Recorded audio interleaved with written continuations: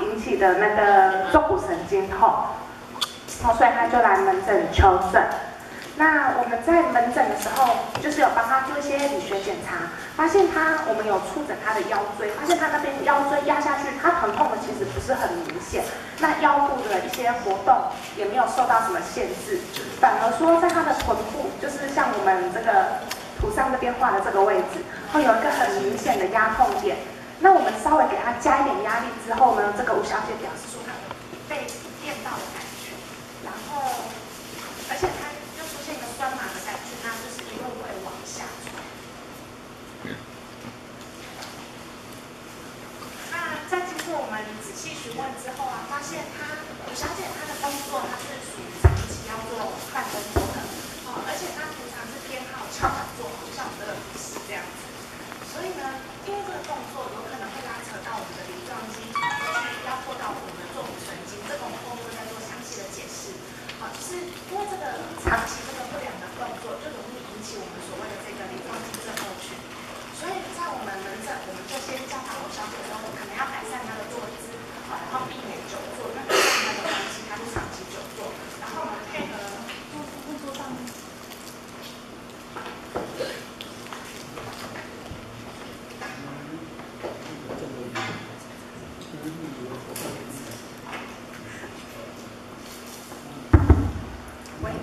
然后就是配合我们简单的一些消炎止痛的药物，然后再教导吴小姐一些简单的复健动作，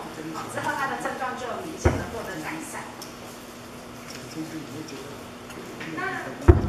第二个案例是一个39岁的郑先生，那他非常的喜欢骑自行车啦，他假日的时候几乎都是跟着车队一起出游，那大概都是从早上骑到晚上。那他主要这次来门诊他是注意到说他大概最近2周，就2周前就开始隐隐约约觉得说右侧臀部有个疼痛跟酸麻的感觉，那这个疼痛跟酸麻的感觉是越来越严重，那有时候甚至痛到说他连坐都没有办法坐。那我们一样也是帮这位郑先生做一些简单的理学检查，那发现他在右侧臀部的确是有个压痛的痛点，可是那个痛点并不是那么的明显因为那个郑先生的体型比较壮，所以我们在帮他额外做了一个梨状肌的理学检查这个我们后面还会再介绍啦，就是稍微做一个检查，发现他那个检查是呈现阳性的，所以我们就怀疑说他会不会也是一个梨状肌症候群。那我们一样就是让他先跟他讲说，先暂时休息，不要再那么长时间的去骑脚踏车，然后再配合的一些药物治疗。后来郑先生就表示，在回诊的时候就表示说，他的症状是有慢慢的改善。那接下来就先进入今天的主题，到底什么是梨状肌症候群？我们要讲梨状肌症候群的时候，我们会先从我们的坐骨神经说起。我们可以看到画面上这一条黄色的，就是我们的坐骨神经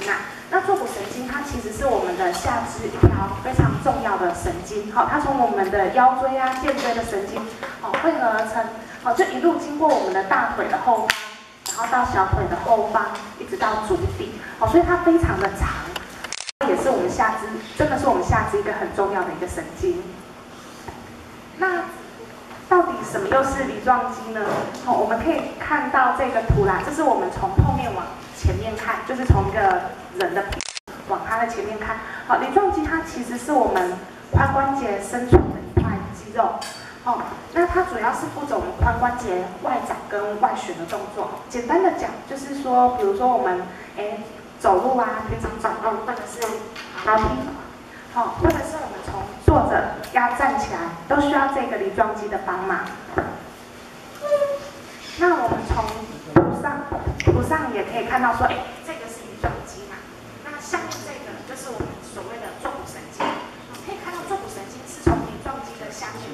经过，它们2个人的位置是非常的接近的。所以当我们的梨状肌可能因为某些解剖学上的变异，或者是外力受伤，比如说我们可能突然跌倒，有些人因为跌倒跌坐在地上，或者是说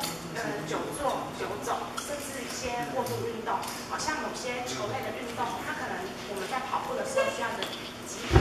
或者是很急的去扭转我们的骨盆或是下肢，这些动作都有可能会导致我们的梨状肌一个过度使用的状况，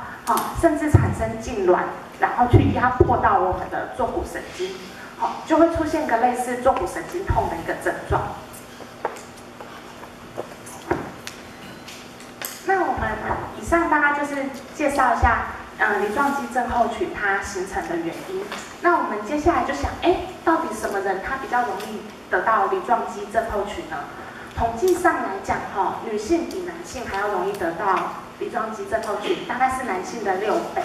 好，那他们推测可能是因为我们女生的骨盆是属于比较宽的，形状比较宽，所以当我们的梨状肌会处于一个比较容易紧绷的状况，所以其实女生相对男生而言是比较容易得到的。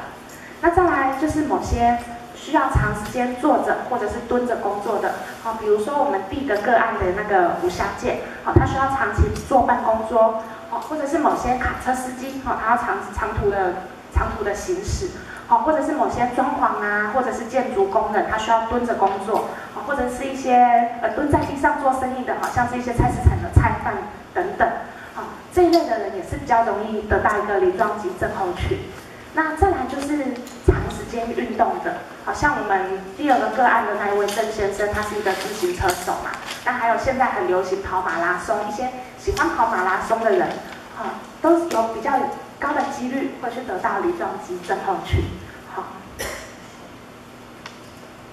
那当病人他有什么症状的时候，我们要怀疑说，他会不会是得到了一个梨状肌症候群呢？最主要的呢，就是它可能会出现一个类似坐骨神经痛的一个症状。所谓坐骨神经痛的症状，就是病人可能会抱怨说，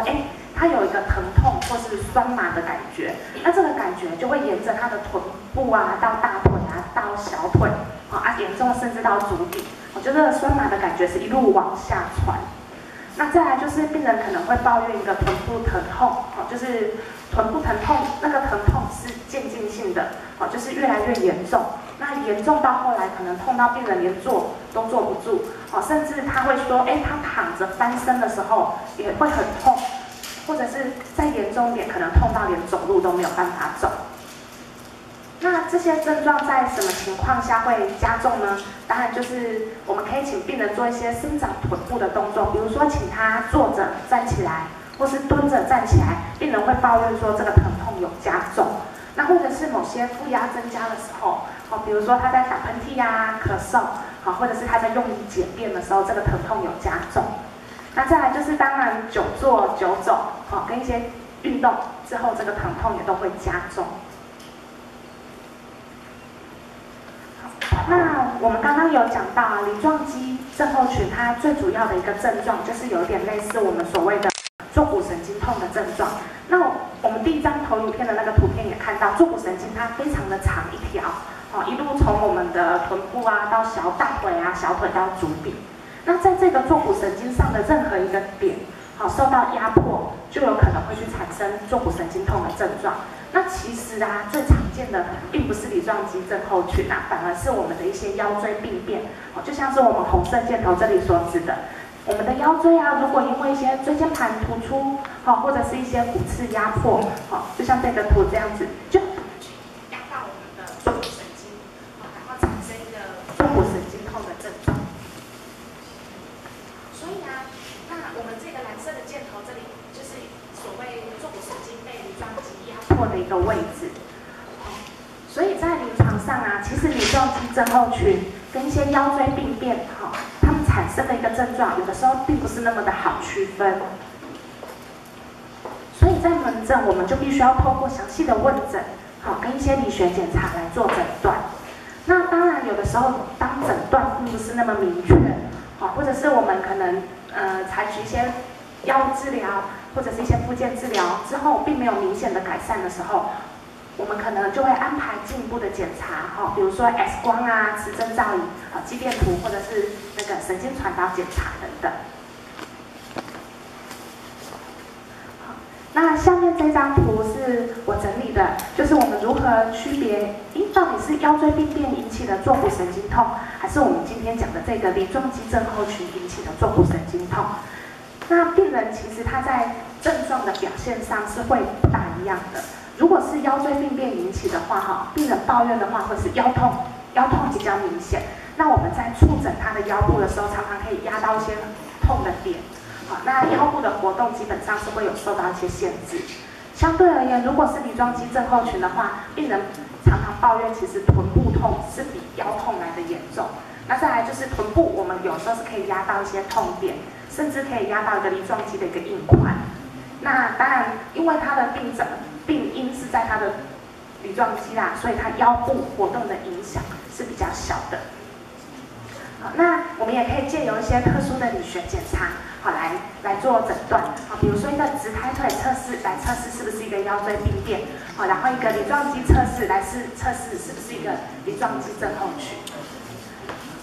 那接下来就是我们大概简单介绍一下我们门诊怎么做检查啦。好，这个就是所谓的一个直抬腿测试。好，顾名思义，我们就是请病人躺平，然后我们请他把腿伸直。那我们医师一只手是放在病人的膝盖，一只手放在病人的脚跟，我们缓慢的把那个腿这样子抬起来。那一般正常人的话，我们的腿往上抬到70度到90度是没有问题。好，只是偶尔可能会隐隐约约感到大腿那边的肌肉有点被拉紧，可是不大会感到疼痛的。那如果是腰椎有病变的人，他因为去压迫到了神经根，所以他其实在30度到70度稍微一点点抬起来的时候，病人就会感觉到异常的疼痛，而且角度越大的时候，这个疼痛是越明显的。所以我们可以借由这个检查来测试看看，病人是不是有一个腰椎的一个病变。那另外一个就是我们讲的梨状肌的一些特殊的理学检查。好，那这个的话，我们一般在门诊的时候，我们会请病人一样也是侧躺，然后呢，我们请他把髋关节跟膝关节都做一个弯曲的动作。好，那我们医师的话呢，会一手在他的固定他的髋关节，那一手在他的膝关节会把它往下压。好，那因为这个动作主要是会让病人的一个梨状肌呈现一个比较绷紧的状况，那就有更大的可能去压迫到一个坐骨神经。那如果病人他本身就已经有梨状肌肌腱炎的话，我们做这个动作的话，病人会感觉到他的臀部疼痛加重甚至会加重他这个坐骨神经痛的一个症状。所以大致上呢，这个梨状肌症候群，我们就是借由问诊跟理学检查就可以初步获得诊断。那当我们诊断确诊之后呢，我们可能就是安排一些治疗方法。好，那一般我们就会先保守的给予一些口服的一些消炎止痛的药物，然后或者是安排一些物理治疗或是复健治疗。那当保守治疗效果不是那么明显的时候，可能我们就可以采用局部去注射一些麻醉剂类固醇或是肉毒杆菌。那当以上的治疗效果都不彰的时候，还可以用手术直接去切开，然后放松我们的梨状肌。那当然，以上就是治疗的部分。那其实更重要的就是要问一下病人导致他一些不良的一些生活作息啦。那基本上我们在门诊大概就是会跟病人提醒说，可能要选择软硬适中的床，让身体的可以获得良好的支撑。再来就是避免做一些太矮或是太硬的椅子。那再来就是维持良好的坐姿跟站姿，就是尽量避免翘脚坐或者是站3七。那如果是女生的话，可能尽量避免长时间的穿着高跟鞋。那再来就是，如果是那种久坐的工作需要久坐的人，我们可能会请他，如果可以的话，半小时到1个小时，可能就要站起来稍微活动一下。那再来就是当天气冷的时候，可能要注意一下下肢跟臀部的保暖，避免说因为受到风寒导致梨状肌它又呈现一个紧绷的状态。那再来就是我们会介绍，我们可能在门诊也会教病人做一些简单的一些动作。那等一下我们的复健师也会再做一个更详细的讲解了。那我们这边大概先简单介绍一下。基本上我都会跟病人讲说，可能要做一些牵拉的运动。那这个牵拉的运动它主要是让我们放松我们臀部那个紧绷的肌肉，避免它再去压迫到神经。那我们可以像这个图画的这样子我们可以请病人单脚站立。好，这有点像那个瑜伽的动作。然后这个就是会痛的那一只脚，好，我们用2只手去扶住我们的脚跟，把它往上抬，好，抬到跟臀部差不多的高度。这个时候我们会感觉到，我们的臀部那边会有一点点拉扯的感觉。那我们有这个感觉之后，我们停留大概10秒钟，然后再视个人的状况，我们就是可以重复多次做这样子。那这个动作的话，它其实就更简单了。它一般你在上班的时候，其实你坐着也可以做。好，就是你把会痛的那一只腿就是盘在我们正常的那一只腿上。好，那我们这只手就施加一个往下的压力，好，在膝盖这边把它往下压。那一样这样子，我们臀部的肌肉就会有个被拉紧的一个感觉。好，那当有这个拉紧的感觉的时候，我们一样停留10秒钟，然后我们可以再重复做几次这样子。好，那最后的话，就是我会再引导病人做一些提臀运动。那提臀运动，它其实它的主要目的，它是要强化我们臀部，就是髋关节的那些肌肉群啊。那它不会太容易因为一些外力的撞击啊，或者是一些活动而去导致它伤害。对。好，那其实如果是一些女生的话，它还有一些美化臀型的效果啦。好，所以它也不是很难。好，我们可能就是要趴着，然后采取个跪姿。那我们把换脚抬起，抬到打直，然后抬起，抬到跟臀部一样的一个高度。那一样，也就是维持这个动作大概停留10秒钟，然后可以重复数次。那其实这个动作它是可以交互的，就是你不一定说你只做你会痛的那一只脚，其实你2只脚是可以轮流做的。所以最后这张投影片是我帮大家整理一下，就是所谓的梨状肌症候群啊。梨状肌症候群到底是怎么来的？它通常就是因为我们的梨状肌因为过度使用或者是受伤，导致它痉挛肿大，去压迫到它附近的一个坐骨神经产生的。那它的表现呢，最常见的就是一个就是坐骨神经痛的症状。那有些病人则是会反映说它是一个臀部疼痛啊。好，那如果真的得梨状肌症候群该怎么办呢？其实就是像我们之前讲的，可能就是要调整一些不良的生活作息，然后配合着药物治疗，那也可以转介复健科，让他安排一些复健治疗或者是物理治疗。那以上就是我的报告，不知道大家有没有什么问题？我们大家等一下有问题再请教王医师啊。那因为我们今天还有另外邀请到我们的林家贵物理治疗师来帮我们示范一下这个梨状肌症候群怎么去做一些动作来这个缓解。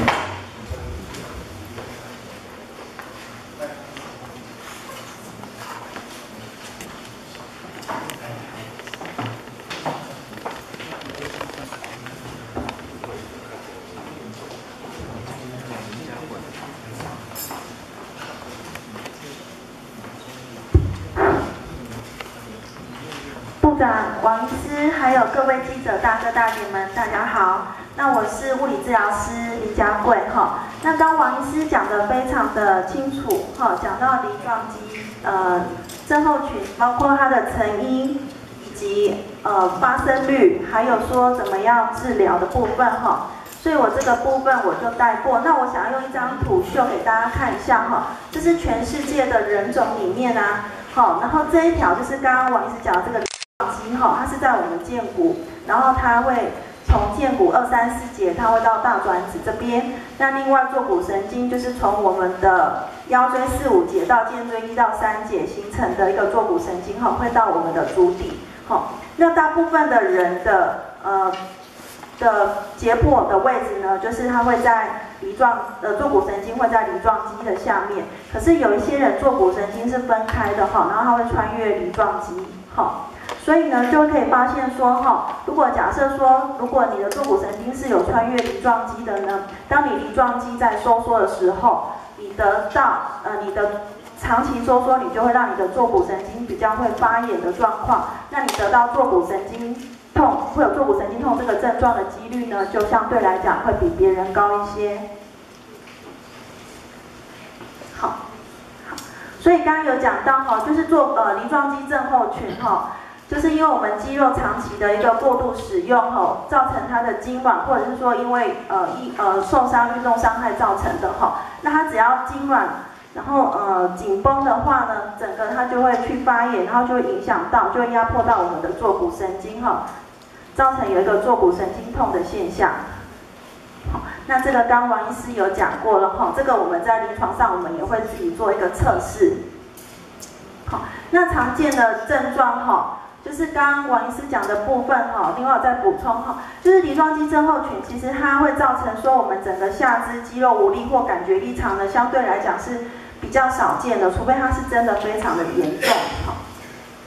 好，所以讲到这一章是我主要介绍的部分，就我们物理治疗呢，附件我们包括有3个哈，一个就是电热疗仪器的部分，那仪器我们比较会用的就是一些热敷、超音波、短波这个部分，还有干扰波哈。那这主要就是让让发炎的地方呢可以减缓，然后降低疼痛。此外呢，就是放松肌肉。那另外呢，做一些深层的热哈，可以让我们的肌肉比较放松之后，有助于后面我们要做的运动治疗，就是包括在伸展运动的这个部分哈。那另外我们会帮病人做一些徒手治疗，那包括就是软组织松动术，就是放松局部这个肌肉，我们摸到会有一些肿块或者是压痛点的部分，我们会先帮它做放松。那另外会做一些肌肉能量技巧，来让我们的这个肌肉维持在一个正常的长度哈，因为肌肉它长期发炎之后，有时候它会变成比较容易紧绷，是比较缩短的，所以我们会让像拉橡皮筋这样子，好，让它慢慢的放松。那另外呢，有一些病人我们会发现哈，因为它有可能是因为长期坐姿不良造成的梨状肌症候群之外，其实它的骨盆是不正的。那你骨盆不正，会让你的梨状肌相对来讲两边就会不对称，长度也会不一样，所以我们会去调整骨盆的这个部分。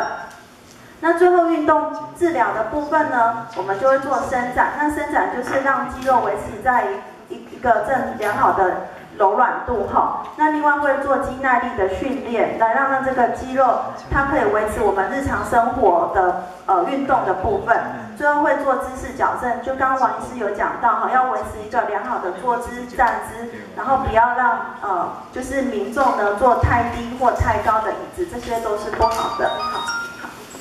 那我请那个我们的一个同仁哈来当一个 model 一下。那我今天会介绍3个运动哈，就是2个在家可以做的，一个是趴姿，一个是躺姿，然后最后一个就是平常。